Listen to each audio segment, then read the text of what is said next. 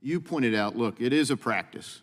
Is it a good practice to knock at 6 a.m. and come in? And, you would think that, El Chapo, maybe, no-knock warrants. There's a time and a place.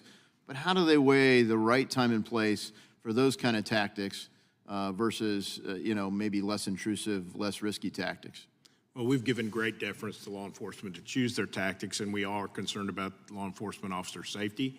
And so that's a good reason to do that. But I do believe we've over-militarized our law enforcement. I have great concerns about that. I think we do this way too often, and we need to take a hard look at it. In this particular case, I don't think they did it lawfully at all, and there's zero justification. But even that said, law enforcement does this kind of thing quite a bit. You point out that there's surveillance for a while, and there wasn't like an exigent circumstance. There wasn't evidence that was going to be flushed down the toilet or disposed of.